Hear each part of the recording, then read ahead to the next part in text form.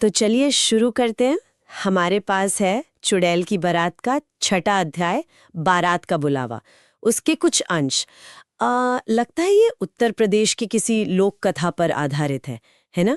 जी बिल्कुल। और आज हम इन्हीं अंशों को समझने की कोशिश करेंगे, इनके पीछे छिपे मतलब और रहस्यों को। हाँ, तो कहानी का जो माहौल है, गांव के बाहर वो पुराना पीपल का पेड़, हाँ, और वहाँ लाल साड़ी पहने औरतें जिनके पैर उल्टे हैं, और वो ढोलक की आवाज बिना किसी के बजाए, सच में सुनते ही रोंगटे खड़े हो जाते हैं। हाँ, ये माहौल एकदम मतलब लोक कथाओं वाला है, डर और रहस्य से भरा हुआ।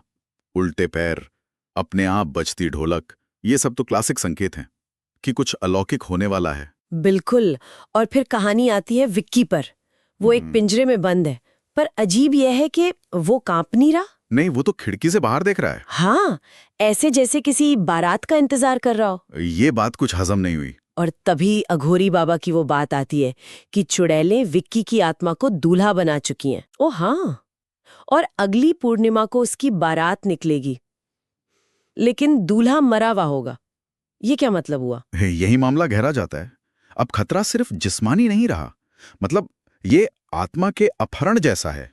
एक अलौकिक शादी जिसमें दूल्हा पहले से ही मरा हुआ घोषित है। मतलब उसकी रूह मर चुकी है या वो सच में मर जाएगा? यही अस्पष्टता डर को और बढ़ाती है। हो सकता है आत्मा की मौत हो, या शायद ये भविष्यवाणी हो उसके अंजाम की। लोक कथाओं में ऐसा होता है ना, पहचान खोने का डर। हाँ, और फिर पुजारी पूछते हैं कि क्या विक्की अगली रात तक मर जाएगा? तो बाबा कहते हैं नहीं। हाँ, वो कहते हैं पहले उस रानी तक पहुंचना होगा जो बारात का नेतृत्व कर रही है। एक और किरदार, ये रानी कौन है?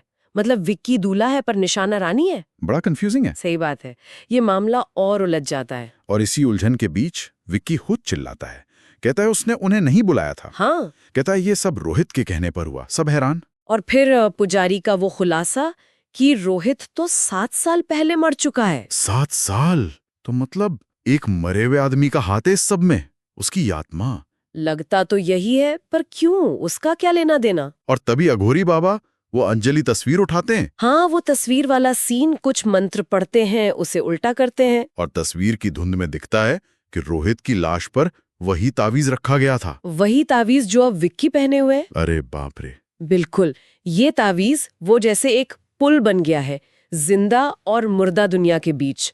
लोक कथाओं में अक्सर होता है ना, कोई चीज, श्राप या कोई अधूरा काम एक से दूसरे तक ले जाती है। तो बाबा का डर सही था, रोहित की आत्मा असल में मरी नहीं, मतलब वो भटक रही है। और शायद वही है चुड़ैलों का असली दूल्हा। और बारात वो चल पड़ी है। ओ, तो बारात सिर्फ विक्की के लिए नहीं है, बल्कि रोहित की आत्मा उसे लीड कर रही है, जो सालों पहले मर गया था। हाँ, और विक्की उस तावीज के जरिए बस जुड़ गया है इस सबसे, अनजाने में। तो मतलब खतरा एकदम सर पर है, वो पेट बारात आने ही वाली है। जी। और सोचने वाली बात यह है कि अगले हिस्से का शीर्षक है दूल्हे की विदाई। दूल्हे की विदाई, उसमें लिखा है एक मरा हुआ दूल्हा और जिंदा लोग साथ चलते हैं। हाँ, तो यहाँ एक सवाल उठता है, अगर रोहित असली दूल्हा है और विक्की सिर्फ ताबीज से जुड़ा है, तो इस भयानक बारात में विक्की का रोल क्या है? क्या वो सिर्फ एक जरिया है या कोई बलि का बकरा? और इस विदाई का क्या मतलब हो सकता है? किसकी विदाई, विक्की की, या रोहित की आत्मा की, या कुछ और? ये सवाल तो वाकई सोचने पर मजबूर करता है। लगता है अगले हिस्से में और भी परतें खुलने वाली हैं।